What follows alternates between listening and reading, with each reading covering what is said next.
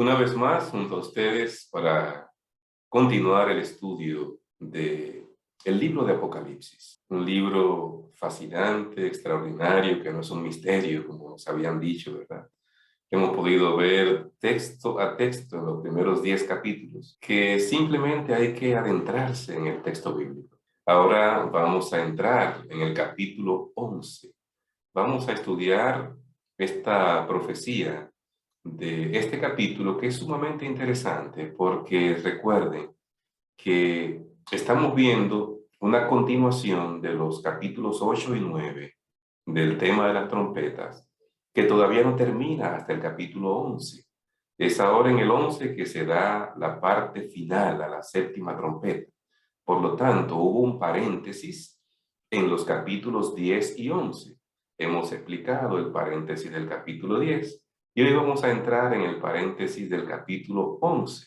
Los dos testigos, el testimonio que dan estos dos testigos y cómo ese impacto de lo que fue la palabra de Dios durante un periodo de oscuridad religiosa permitió que el mensaje de la palabra de Dios, a pesar de que estuviese oculto y perseguido, se mantuvo firme y ese testimonio iba a volver a levantarse. Así que vamos a entrar hoy en detalle acerca de la Revolución Francesa, que tiene que ver esto con lo que está narrando el capítulo 11.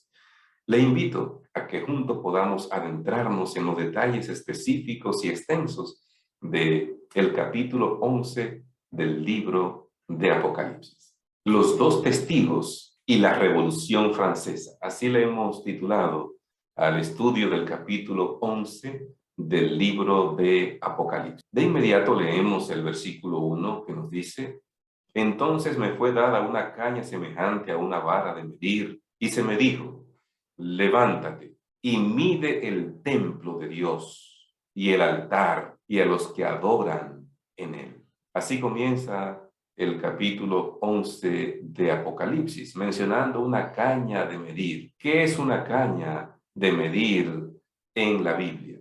Era un instrumento y también una medida que equivalía a unos 6 codos. Si usted va a Ezequiel capítulo 40, versículo 5, leemos lo siguiente: y la caña de medir que aquel varón tenía en la mano era de 6 codos. O sea que una caña era un instrumento de medición. Cuando se le dice que tome una caña, una vara, es un instrumento que se utiliza con una medida estándar para hacer una medición. Y recuerden que se le está diciendo que mida el templo. Juan se refiere no al templo de Jerusalén. Recuerden que ya estaba destruido en el tiempo que Juan escribe.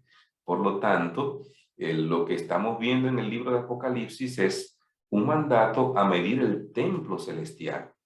Y podemos ver a través de las páginas del libro de Apocalipsis que se hace mucha referencia al templo celestial. Por ejemplo, en el capítulo 3, versículo 12, capítulo 7, en el mismo capítulo 11 que estamos, vuelve a mencionarse en el verso 19, y en otros textos que ya están allí que usted puede descargar, recuerden esta presentación para tener. También es digno de notar que la expresión templo de Dios se usa en forma consistente en el libro de Apocalipsis para referirse al templo celestial. Ya no había un templo terrenal, había sido destruido por los romanos en el 70. Por lo tanto, la referencia que hace Apocalipsis al templo es al templo celestial. Y medir el templo celestial, ¿por qué? El día de la expiación era el día más solemne del calendario sagrado judío, cuando el santuario era purificado de todos los pecados que se acumularon durante el año. El día de la expiación era una especie del día final dentro del año cúltico de Israel. Durante todo el año se hacía una ceremonia diaria. El día de expiación era la ceremonia anual, donde todo lo que se hizo durante el año se validaba, se aceptaba ante el Padre Celestial. Y entonces todo el mundo salía absuelto y perdonado con la ceremonia que se hacía el día de la expiación. Cuando se habla de medir el templo celestial, es una alusión a un día de juicio. La medición en la Biblia está íntimamente relacionada con el juicio Medir es hacer juicio. Por lo tanto, medir el templo celestial nos hace una referencia a una escena de juicio en el templo celestial. ¿Y qué había en el templo terrenal que se equipara con lo que se hace en el templo celestial? El día de la expiación. El día de la expiación era como un mini juicio que se hacía por todo lo que pasó durante el año y se aceptaba delante de Dios ese día. Entonces, cuando se está hablando de medir el templo celestial, es que el juicio investigador ya va a iniciar. Es una alusión a un juicio en el santuario celestial. Y ya hemos explicado con muchos detalles ese juicio investigador en la explicación que tenemos en Daniel capítulo 8. Usted puede ir a ese video y ver los detalles. Hay 2 capítulos explicando el capítulo 8 de Daniel y hay muchos detalles acerca del versículo 14, donde se habla acerca del día de la expiación. Pero aquí está haciendo una alusión a ese momento de juicio. Mateo 7:2 dice, porque con el juicio con que juzguéis seréis juzgados y con la medida con que medís os será medido. O sea, hay un juicio que se va a hacer, no hay dudas acerca de eso. Hay un juicio que el Señor va a realizar y ese juicio se hace en el cielo mientras yo estoy aquí en la tierra. El juicio que Dios hace a la humanidad no lo hace cuando Él venga.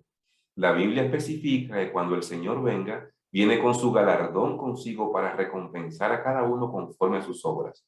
Por lo tanto, cuando el Señor venga por segunda vez, ya terminó el juicio, ya se hizo entonces un juicio antes de él venir. También se menciona el altar en el versículo 1, aunque el texto no especifica qué altar. Creo que es obvio entender que se refiere al altar del incienso, que es el altar que se encuentra dentro del santuario. Claro, en el atrio había el altar del sacrificio, donde se hacían los holocaustos, pero estamos hablando de lo que está sucediendo en el interior del santuario. Estamos hablando del arca, estamos hablando de medir el templo, su interior. Por lo tanto, el altar al que se hace referencia aquí es el altar de oro, el altar del incienso que estaba delante del velo, justo frente al arca del pacto. Es el mismo altar asociado con las oraciones de los santos que se menciona en el capítulo 8 del libro de Apocalipsis. O sea, recuerden que estamos viendo los capítulos 8, 9, 10 y 11 como un conjunto, como un todo. Por lo tanto, es una alusión al altar del incienso. Cuando se habla de los que adoran, estamos haciendo una referencia al pueblo de Dios. ¿Quiénes son los que adoran en el templo? ¿Quiénes son los que le rinden adoración a Dios? El pueblo de Dios, el pueblo que le sirve a Dios, que le honra. Y la vara de medir que se va a utilizar, sabemos que es los 10 mandamientos de la ley de Dios. El conocimiento de la palabra de Dios que ya Dios ha manifestado a través de su palabra para que las personas puedan guiarse por esa palabra de Dios, puedan ser orientados y guiados por ese mensaje de Dios. Así que resumimos que esa vara de medir tiene que ver directamente con la ley de Dios y su palabra a través de las escrituras. Pasamos al versículo 2. Pero el patio que está fuera del templo, déjalo aparte y no lo midas, porque ha sido entregado a los gentiles y ellos hollarán la ciudad santa 42. El patio que está fuera, no lo midas. Se reitera una vez más que cuando está hablando del verso anterior es lo que está dentro, porque lo que está fuera del templo, entonces no lo midas, está diciendo. Ahora, vamos a ver algunos aspectos interesantes acerca del atrio exterior y ubicarnos en el templo más reciente conocido hasta ese momento, que fue el templo de Herodes. El templo de Jerusalén estaba dividido en 2 atrios. El atrio interior consistía de 3 recintos. Estaba el atrio de los sacerdotes, el atrio de los israelitas y el atrio de las mujeres. El atrio exterior era el atrio de los gentiles. Era un patio no cubierto fuera del edificio del templo, separado del atrio interior por una barrera. Los gentiles podían estar en esta parte del templo, pero no se les permitía pasar más allá bajo pena de muerte. Pero es más fácil si vemos una ilustración, así que yo quiero que veamos la imagen y podamos entender. Miren, aquí está. Este es el templo de Herodes. Aquí vemos en esta parte el templo con el lugar santo y el lugar santísimo. Entonces, en la parte frontal del templo está el atrio de los sacerdotes. Aquí estaba el altar del sacrificio, el altar de los holocaustos, aquí en esta parte. Entonces, en ese atrio solo entraban los sacerdotes. Había otra parte separada, que era el atrio de Israel. Entonces, en toda esta parte estaba el atrio de Israel, ahí podían entrar los israelitas, venían al templo. Cuando venían al templo, no era aquí que venían, a esta parte del lugar santo, no era al atrio de los sacerdotes. Cuando venían al templo, en el tiempo que está mencionando el texto, los israelitas, era a esta parte hasta donde podían llegar los israelitas. Ahora, había otra parte que era el atrio de las mujeres, que estaba primero que la parte hasta donde podían llegar los hombres. Los hombres podían llegar un poco más cerca del atrio de los sacerdotes, hasta la puerta. Entonces, pero las mujeres no podían ir más allá, solo podían llegar hasta esta parte. Así que esta primera sección, las israelitas podían entrar también. Entonces, ¿cuál es el atrio de los gentiles? Era el espacio que Herodes había preparado en ambas direcciones del santuario. Tanto a la izquierda como a la derecha había un espacio que estaba delimitado por una barrera. Vamos a ver otra imagen para entenderlo mejor. Esto que podemos ver aquí es una barrera que delimitaba el espacio hasta donde pueden llegar los gentiles. Los gentiles podían llegar hasta aquí solamente, no podían atravesar ni siquiera ese atrio, ese espacio, y mucho menos entrar al atrio de las mujeres o al atrio de los sacerdotes, y mucho menos ni siquiera los israelitas al atrio donde estaban los sacerdotes. Así que vamos a ver esa verja que se ve ahí, ¿cómo era? Vamos a hacerle un zoom ahora para entenderlo así. Eran barras de este tipo, con cierta altura. Entonces, desde ahí, desde ese espacio, no podían cruzar los gentiles. Cuando se habla del atrio de los gentiles, entonces nos referimos a ese espacio que estaba en ambas direcciones del santuario, que es el espacio hasta donde podían entrar los gentiles. Cuando Apocalipsis está hablando de ese patio, se está refiriendo a ese aspecto. La medición separa a los cristianos genuinos de los que profesan el cristianismo, pero son apóstatas, como es el caso de la medición del templo en el tiempo de Ezequiel. Dice Ezequiel: a ningún extranjero que fuera incircunciso de corazón e incircunciso de carne se le permitía entrar en el templo. Capítulo 44, versículo 9.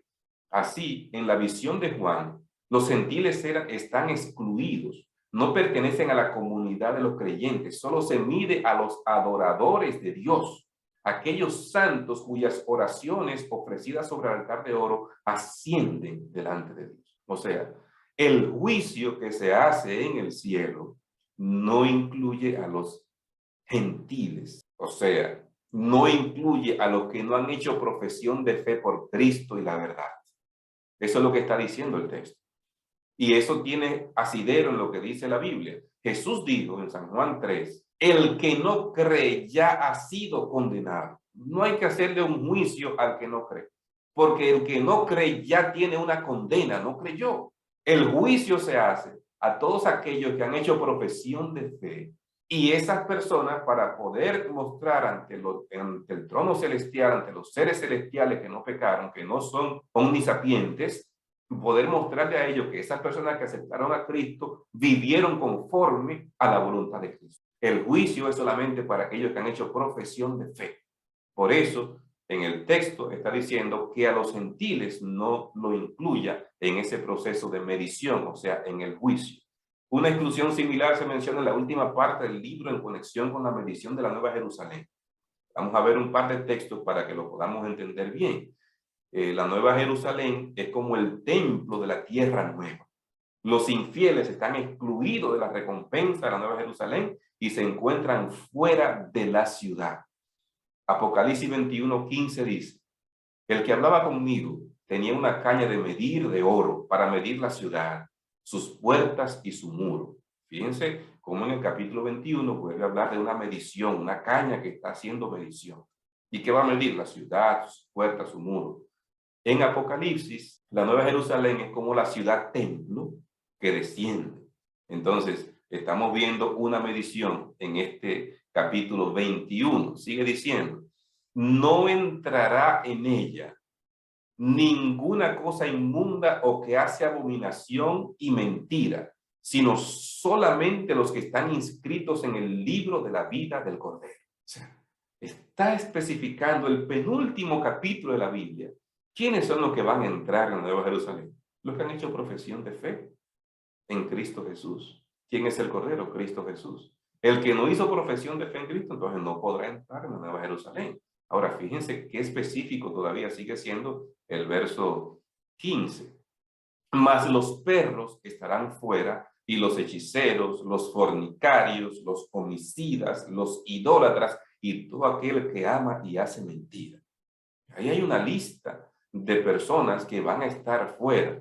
El término perros se refiere a un tipo de personas que han decidido seguir un estilo de vida que va en contra del orden establecido por Dios y que Deuteronomio detalla, que no podemos ahora entrar en esos aspectos para definirlo, pero es un tipo de persona que ha decidido vivir en oposición abierta al orden que Dios ha establecido. Así que aquí está hablando Apocalipsis de que ese tipo de personas no van a poder entrar, van a quedar fuera de la santa ciudad. El verso 2 también dice algo muy interesante, además de hablar de que esos van a quedar fuera, dice, ellos, los gentiles, esas personas que rechazaron el evangelio, que no lo aceptaron, hollarán la santa ciudad 42 meses. Y ahora entra en escena un periodo profético.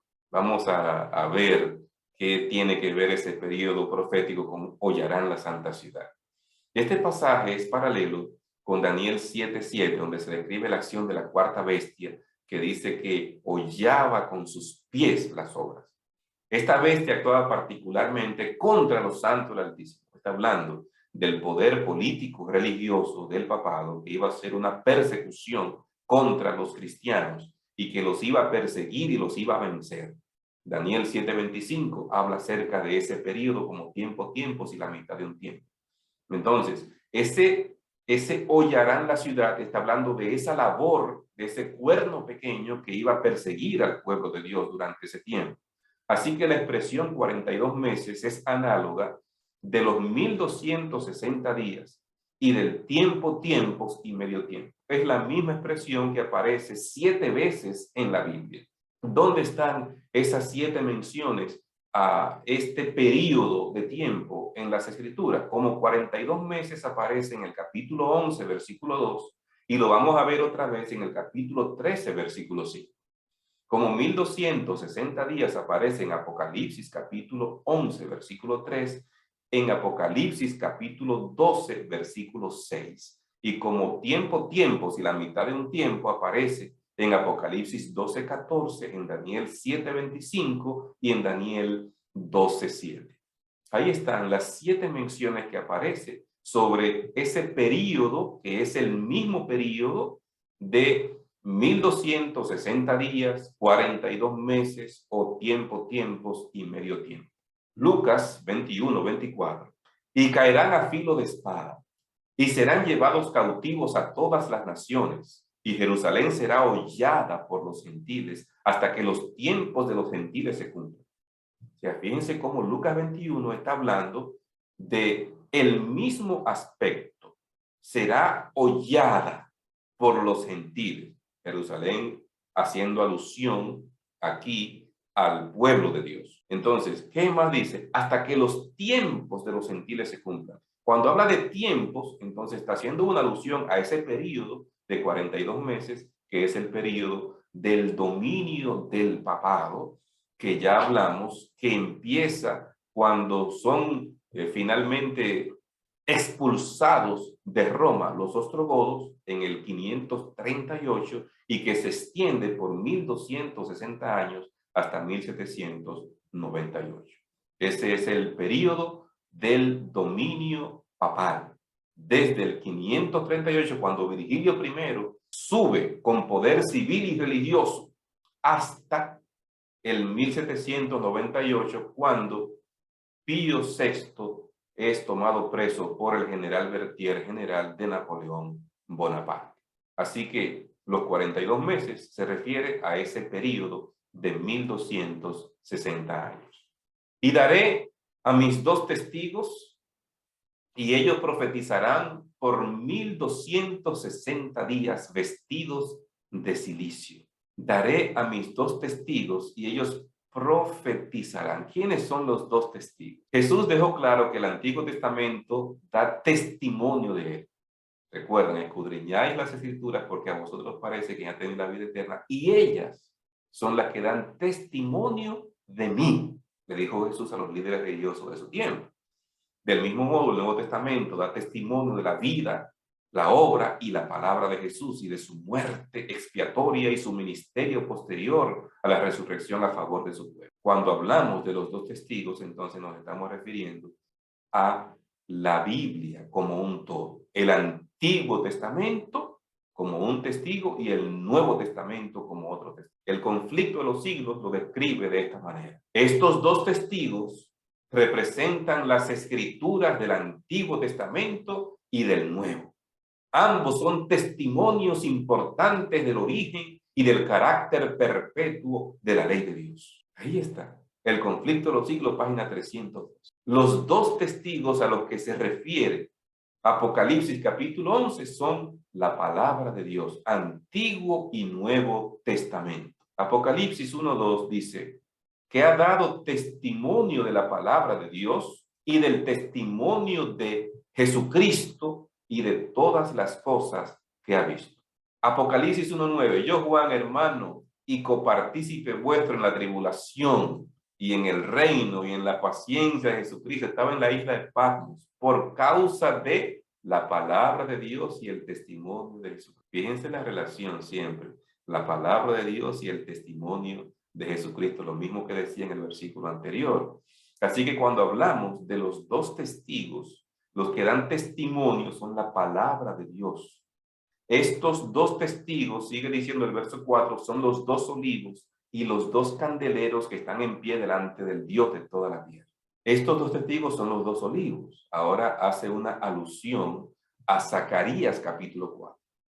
El profeta Zacarías vio en visión el candelero con 7 lámparas y a cada lado 2 olivos con 2 ramas que brotan de los olivos. Estos 2 árboles se dice que representan los 2 ungidos que están delante del Señor de toda la tierra. No tenemos el tiempo de entrar en muchos detalles con el capítulo 4 de Zacarías, pero es fabuloso ese capítulo hablando de los 2 olivos. Y aquí hay una referencia a esos 2 olivos. Está haciendo una referencia ¿a qué? A Zacarías capítulo 4. En Zacarías 4, estos 2 ungidos eran Josué, el sumo sacerdote, y Zorobabel, que era el gobernador de Judea, que fueron las personas que restauraron el templo. Por eso se le llama a este templo restaurado el templo de Zorobabel. O sea, después del tabernáculo del desierto, viene el templo de Salomón, majestuoso templo de Salomón. Pero cuando Nabucodonosor invade a Jerusalén, sabemos que fue destruido el templo. Entonces se reconstruye el templo. La reconstrucción completa del templo se hizo bajo Zorobabel como gobernador. Entonces ese Zorobabel es por eso se le llama el templo de Zorobabel al que fue previo al templo de Herodes, que es el que está mencionando el libro de Zacarías. Mientras Zacarías solo vio un candelero, Juan toma los 2 árboles de olivas y los 2 candeleros para representar a los 2 testigos en sus roles regios y sacerdotales. No se refiere simplemente a personas, sino ahora a la palabra de Dios.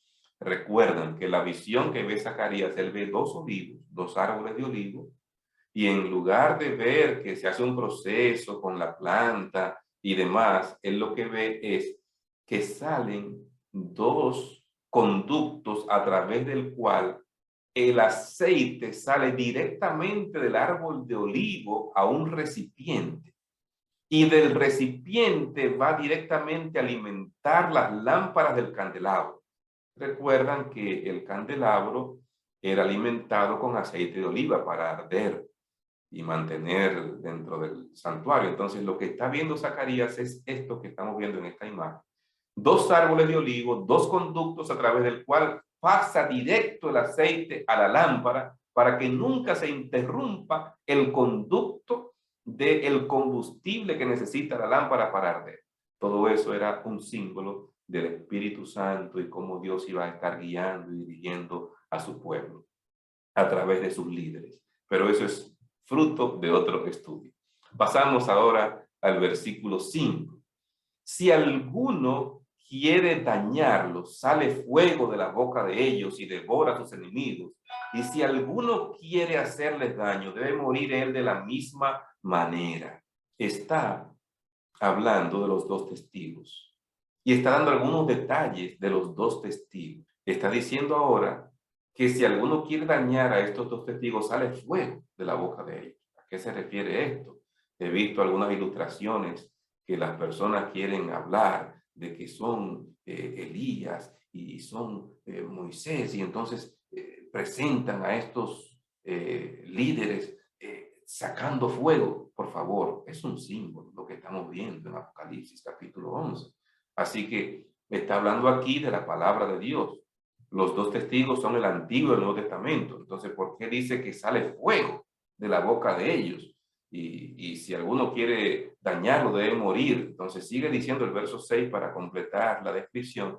Estos tienen poder para cerrar el cielo a fin de que no llueva en los días de su profecía, y tienen poder sobre las aguas para convertirlas en sangre y para herir la tierra con toda plaga cuantas veces quieran. ¿A qué se refieren los versos 5 y 6? Este poder que tienen los dos testigos. Está hablando de la palabra de Dios y citando ejemplos donde los siervos de Dios en diferentes momentos usaron milagros extraordinarios para manifestar el poder de Dios. No eran ellos que tenían el poder, era Dios. Dios estaba usando a estos líderes para mostrar la autoridad, la hegemonía y el poder que Dios tiene. Vamos a ver algunos ejemplos. Elías, por la palabra de Jehová, detuvo las lluvias en Palestina durante un periodo de 3 años y medio, o sea, 1260 días, hasta que el pueblo se arrepintió de toda la vida. Recuerden, hermanos, cómo se va mostrando estos periodos que no son antojadizos.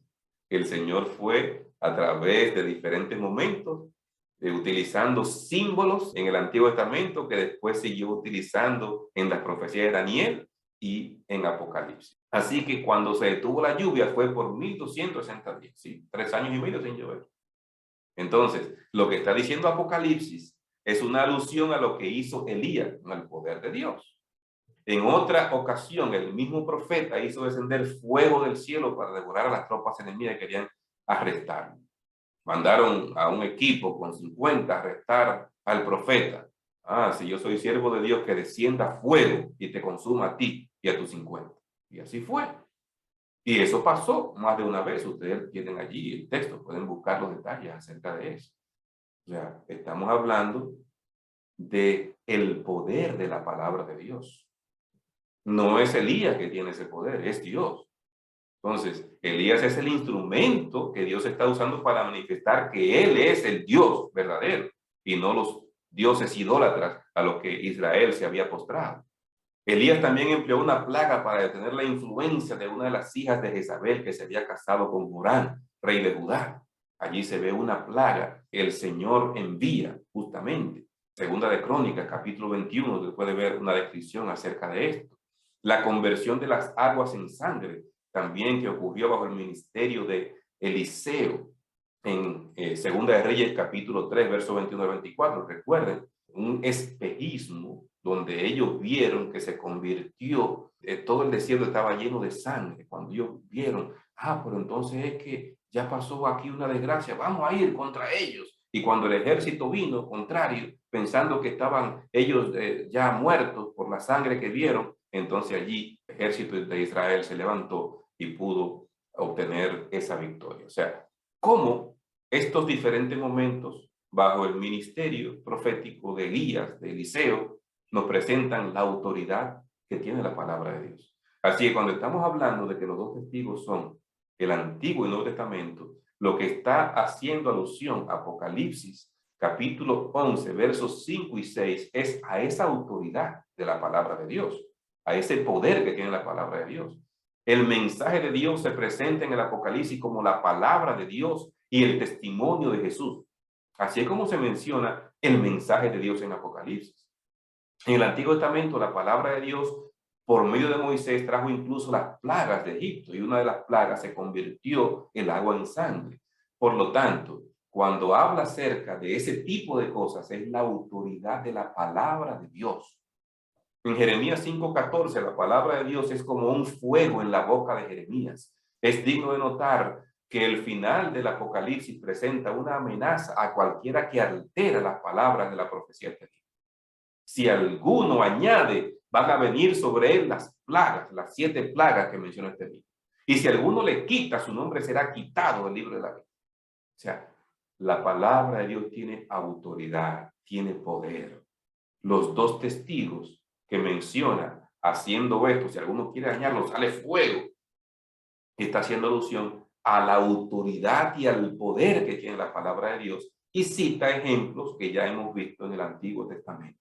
Verso 7. Cuando hayan acabado su testimonio, la bestia que sube del abismo hará guerra contra ellos y los vencerá y los matará. Hay un testimonio que va a dar la palabra de Dios, un testimonio firme, pero dice, la bestia que sube del abismo hará guerra contra ellos y los vencerá y los matará. O sea, van a vencer a la palabra de Dios, van a matar a la palabra de Dios.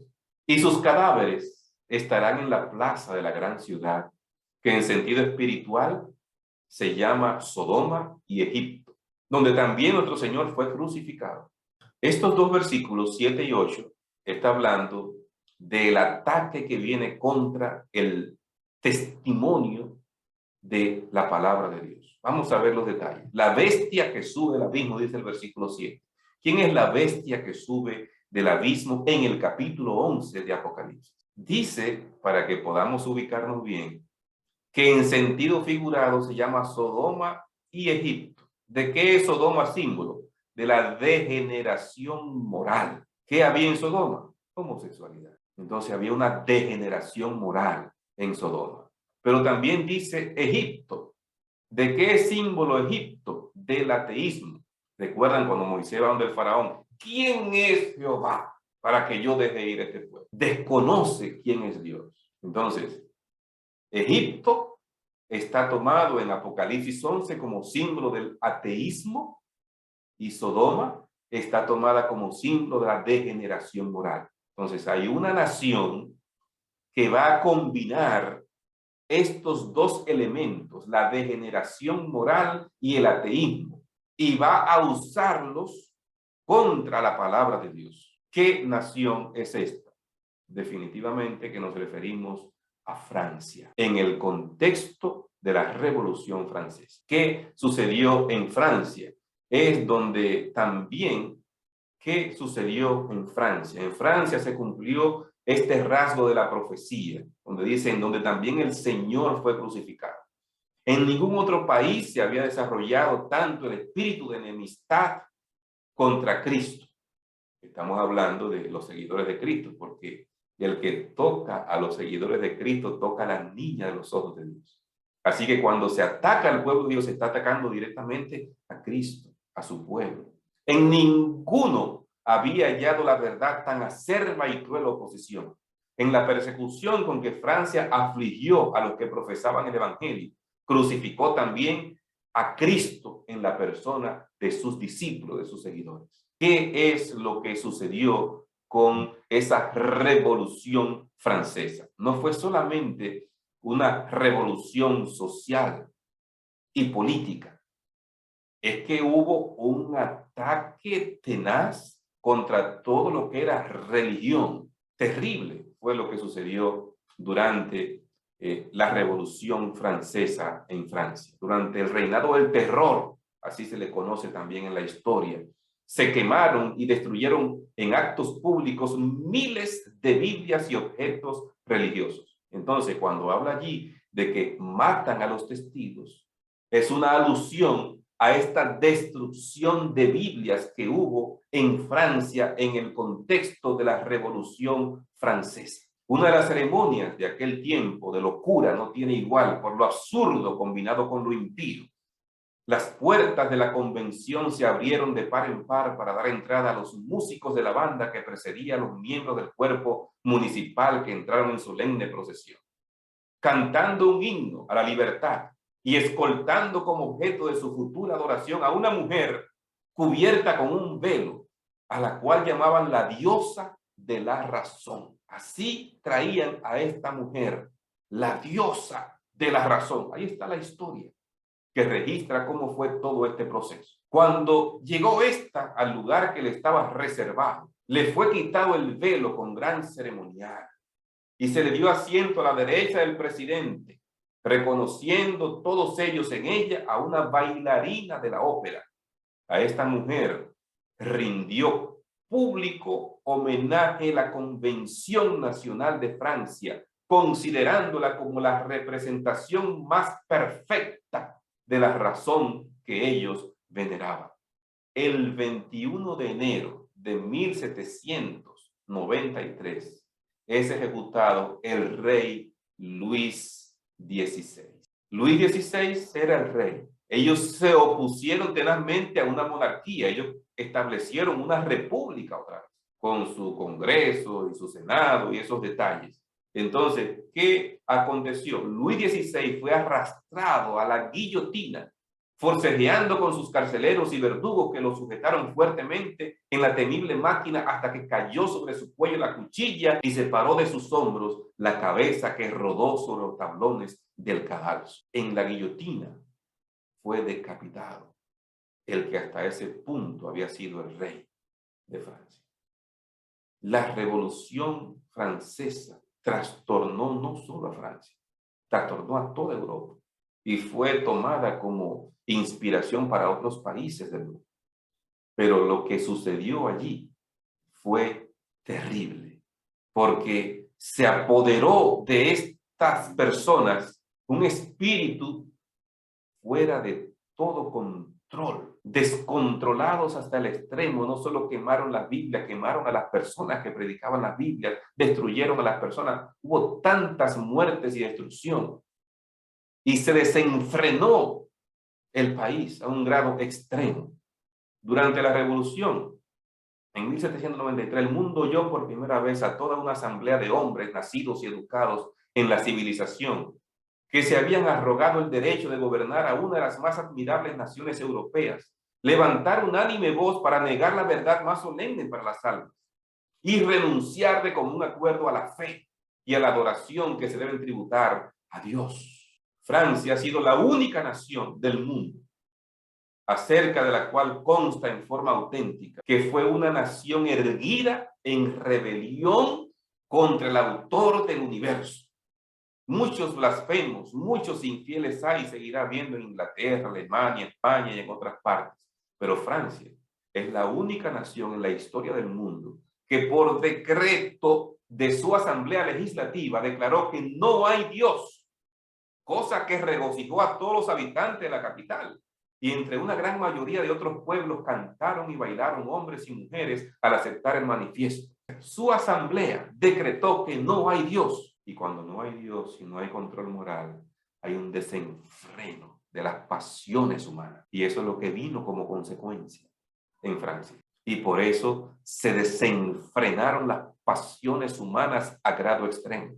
El verso 9 nos sigue diciendo: y los de los pueblos, tribus, lenguas y naciones verán sus cadáveres por 3 días y medio y no permitirán que sean sepultados. Los cadáveres, cuando quemaron las Biblias, cuando destruyeron a los seguidores de Dios, dice, sus cadáveres, ese testimonio de la Biblia que fue sepultado, iba a estar ahora por 3 días y medio, sin que se puedan sepultar. ¿A qué se refiere? Recuerden que estamos aplicando en el capítulo 11 el principio día por año, en los 42 meses igual en los 3 días y medio.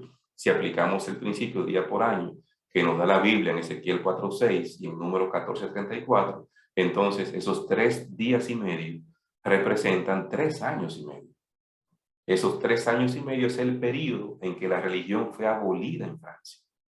El periodo en que la religión fue abolida. ¿Cuándo fue eso?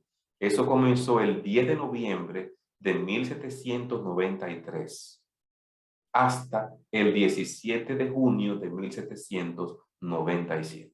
Duró justo 3 años y medio, porque el desastre que hubo en Francia fue de tal magnitud que hubo que dar para atrás a esa prohibición y permitir que se frenaran un poco esas pasiones desenfrenadas de los seres humanos. Al prohibir la religión, al prohibir la Biblia, entonces hubo un descontrol que iba a dar al traste con toda la nación. La abolición de la religión en Francia el 10 de noviembre de 1793 se celebra el culto a la razón y se inicia el calendario revolucionario con semana de 10 días en vez de 7 y se cerraron todas las iglesias. Así fue como se dio el 10 de noviembre de 1793. Allí está la historia.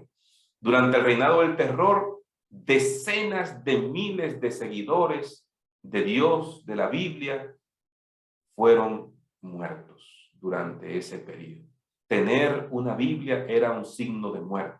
Y los moradores de la tierra se regocijarán sobre ellos y se alegrarán y se enviarán regalos unos a otros, porque estos 2 profetas habían atormentado a los moradores de la tierra. El mensaje de la palabra de Dios había sido una reprensión para los seres humanos que estaban viviendo en oposición a Dios y a la verdad. Así que al ver ahora la prohibición que se hizo, hay un regocijo en ese tipo de personas.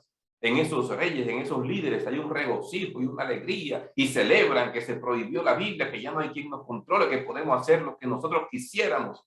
Pero después, dice el verso 11, de 3 días y medio, entró en ellos el espíritu de vida enviado por Dios y se levantaron sobre sus pies y cayó gran temor sobre los que los vieron. Estamos mirando entonces una resurrección de los que murieron, de esa palabra de Dios que habían matado. Entonces hay una resurrección. La iglesia y la Biblia estuvieron muertas en Francia desde 1793 hasta junio de 1797. Habían pasado 3 años y medio y la Biblia, reprimida tan acerbamente durante tanto tiempo, fue rehabilitada y se convirtió abiertamente en el libro del protestantismo libre. Así lo describe Urias Smith en el libro Daniel y Apocalipsis, página 540. Así que estamos hablando aquí de cómo finalmente hubo que dar para atrás a la decisión que habían tomado 3 años y medio antes. Y oyeron una gran voz del cielo que decía: subid acá. Y subieron al cielo en una nube y sus enemigos los vieron. La Biblia, que había sido humillada literalmente, es subida al cielo. O sea, al ser puesta en manos de todos, siendo traducida a más de 2.233 idiomas y dialectos, se han publicado más de 1 billón de ejemplares. Estuvo muerta, pero resucitó cuando volvió otra vez a permitirse la palabra de Dios. Eso de que subió al cielo es como otra vez el poder de la palabra de Dios se esparce para que pueda llegar el mensaje de la palabra de Dios al mundo. Tan pronto como en el año 1804 se funda la Sociedad Bíblica Británica y en 1816 la Sociedad Bíblica Americana. Y estas sociedades bíblicas comenzaron a hacer distribuciones de Biblias en diferentes partes del mundo. Así que lo que se quería no se pudo lograr. Estuvo allí 3 años y medio, prohibida, pero cuando resucita otra vez la palabra de Dios, comienza a esparcirse como nunca antes. Y hay algo interesante que no quiero dejar de mencionar, que lo menciona también el conflicto de los siglos. El incrédulo Voltaire dijo con arrogancia en cierta ocasión: Estoy cansado de oír de continuo que 12 hombres establecieron la religión cristiana. Yo he de probar que un solo hombre basta para destruirla. Han transcurrido varias generaciones desde que Voltaire murió y millones de hombres han secundado su obra de propaganda contra la Biblia. Pero lejos de agotarse la circulación del precioso libro, allí donde había 100 ejemplares en el tiempo de Voltaire, hay 10.000 hoy día, por no decir 100.000, como dijo uno de los primitivos reformadores hablando de la iglesia cristiana. La Biblia es un yunque sobre el cual se han gastado muchos martillos. Ya había dicho el Señor, ninguna arma forjada contra ti tendrá éxito. Toda lengua que en juicio se levante contra ti, condenarás. Qué maravilloso, hermanos.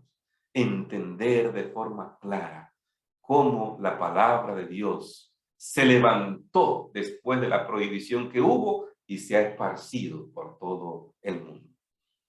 En aquella hora hubo un gran terremoto y la 10ª parte de la ciudad se derrumbó. Y por el terremoto murieron en número de 7.000 hombres y los demás se aterrorizaron y dieron gloria al Dios del cielo. Versículo 13. Explicando el versículo 13, en aquella hora hubo un gran terremoto y la 10ª parte de la ciudad se derrumbó y por el terremoto murieron en número 7.000 hombres y los demás se aterrorizaron y dieron gloria al Dios del cielo. ¿Qué nos está enfocando aquí? No estamos hablando de un terremoto literal, sino de ese impacto que hubo en una gran parte de las personas. Una agitación, una perturbación en un grupo de personas con el impacto de ese mensaje de la palabra de Dios. Entonces, esa agitación que sacudió a la nación durante el siglo XVIII. La 10ª parte de la ciudad a la que se hace alusión, la 10ª parte de la ciudad a la que se hace alusión representa a la nación francesa. Recuerdan que la 4ª bestia de Daniel dice que la bestia tenía 10 cuernos. Uno de esos cuernos era Francia, la nación francesa. Esto lo explicamos en Daniel capítulo 7. Si quiere los detalles acerca de eso, por favor, busque aquí mismo en este canal el video sobre la explicación de Daniel capítulo 7. Así que Francia era uno de esos 10 reyes en los que se dividió el imperio romano. Y el número 7.000, que es un número comparativamente pequeño, representa los sobrevivientes que reconozcan la soberanía de Dios, cuyos testigos habían despreciado.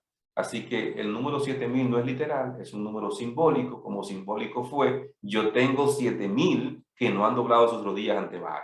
Así que allí está hablando de un número que representa a un grupo de personas. La palabra de nuestro Dios permanece para siempre. Seguros son todos sus preceptos, establecidos para siempre jamás, hechos en verdad y en rectitud. Isaías 48. Sécase la hierba, marchítase la flor, mas la palabra del Dios nuestro permanece para siempre. Han intentado y van a seguir intentando destruir la palabra de Dios, pero ella se ha levantado en cada momento. Lo que fuere edificado sobre la autoridad de los hombres será derribado, mas lo que fuere edificado sobre la roca inamovible de la palabra de Dios permanecerá para siempre. El verso 14 dice, el segundo ay pasó, he aquí el tercer ay viene pronto. O sea, el segundo ay son los castigos correspondientes a la 6ª trompeta que terminó en 1840. Ya estudiamos eso en este canal en los capítulos 8 y 9 de Apocalipsis. El tercer ay viene, los acontecimientos descritos durante la 7ª trompeta. ¿De qué habla esto? Vamos a ver ahora en el versículo 15 y siguientes la 7ª trompeta. El 7º ángel tocó la trompeta y hubo grandes voces en el cielo que decían, los reinos del mundo han venido a ser de nuestro Señor y de su Cristo, y Él reinará por los siglos de los siglos. La proclamación del Evangelio se completará al toque del 7º ángel. Parece claro, por lo tanto, que el toque de la 7ª trompeta denota el fin del tiempo de gracia, cuando todos los eventos finales se pondrán en movimiento. Ahora, al tocar la 7ª trompeta, el tiempo ha llegado para que el misterio de Dios que ha sido parcialmente desvelado y proclamado por medio de la iglesia, se completará. Fíjense el texto. Hubo, cuando se toca la séptima trompeta, grandes voces que decían: los reinos del mundo han venido a ser de nuestro Señor y de su Cristo, y Él reinará. Entonces, ¿qué es lo que está diciendo? Claramente que ya el Señor alcanza que ya el Señor establece la victoria. Su predicación se convierte en una realidad. El mundo ha escuchado el mensaje y muchos van a ser parte del pueblo de Dios. La evidencia textual establece el texto reino. Cristo recibirá el reino poco tiempo antes de su regreso a la tierra, y cuando venga, toda oposición terrenal será aplastada. Cuando Cristo venga por segunda vez es porque ya Él ha recibido su reino. O sea, se terminó el juicio, completó la lista de los salvados y viene a buscar a su pueblo fiel. Entonces, eso es lo que está hablando la séptima trompeta. Ya está completada la obra y Cristo viene. El verso 16 lo explica. Y los 24 ancianos que estaban sentados delante de Dios en sus tronos se postraron sobre sus rostros y adoraron a Dios. Explicamos en el capítulo 4 de Apocalipsis quiénes son los 24 ancianos. Seres humanos redimidos. ¿Por qué llegamos a esa conclusión? Vaya al capítulo 4 y vea los detalles acerca de esto. Los 24 ancianos están diciendo, se postran sobre su rostro y adoran a Dios y dicen: te damos gracias, Señor Dios Todopoderoso, que eres, que eras, que has de venir, porque has tomado tu gran poder y has reinado. O sea, los 24 ancianos están reconociendo la eternidad de Dios, pero están reconociendo que ahora el Señor ha tomado su poder, el poder que estaba reclamando el príncipe de este mundo. El Señor ha tomado su poder y ha reinado. O sea, se le entrega el reino a Cristo para que venga a recibirlo ya. Jehová dijo a mi Señor: siéntate a mi diestra hasta que ponga a tus enemigos por estrado de tus pies. Cristo viene cuando ya los enemigos de Cristo hayan sido vencidos. ¿Qué significa esto? Fíjense lo que está diciendo el Salmo 110. Jehová le dice a Jesucristo: siéntate a mi diestra hasta que ponga a tus enemigos por estrado de tus pies. La victoria de Cristo sobre los enemigos de Cristo. ¿Quiénes son los enemigos? Son aquellos que se han opuesto al mensaje de salvación. Son aquellas naciones que están en contra de Dios, de la verdad, del conocimiento de la palabra de Dios. Entonces, cuando el Padre logre esto, entonces le entrega el reino a Cristo. Cuando se toca la séptima trompeta, es porque ya Cristo tiene su reino. Se terminó el juicio, se le entregó el listado y Cristo viene con su galardón a recibir su reino que le fue entregado. Se le entregó allá y Él viene con su lista, con su galardón consigo para recompensar a cada uno conforme a sus obras. Porque ya los otros, a los que no se le hizo juicio porque no creyeron, esos son dejados fuera. Luego, el fin, cuando entregue el reino al Dios y Padre, cuando haya suprimido todo dominio, toda autoridad y potencia. O sea, el Señor va a entregarle el reino a Cristo. Ese reino Cristo lo recibe de parte de Dios. Y sigue diciendo: porque preciso es que Él reine hasta que haya puesto a todos sus enemigos por estrado de sus pies. Se termina la predicación del evangelio.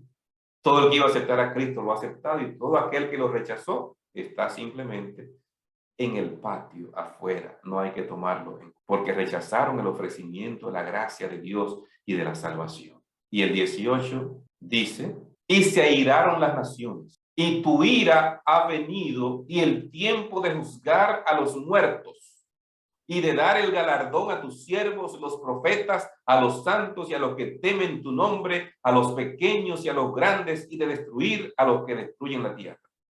Este texto nos pone como la tapa al pomo para que podamos entender qué es lo que está hablando la séptima trompeta. Justamente que Cristo viene por segunda vez. Las naciones se airaron para hacer guerra contra el pueblo de Dios. Sí, se van a airar. Vamos a ver esos detalles en los siguientes capítulos 12, 13, 17. Vamos a ver esos detalles. Se airaron las naciones. pero ha venido el tiempo ¿de qué? De juzgar, de dar el galardón a los siervos, a los profetas, a los santos, a los que temen el nombre de Dios, a los pequeños.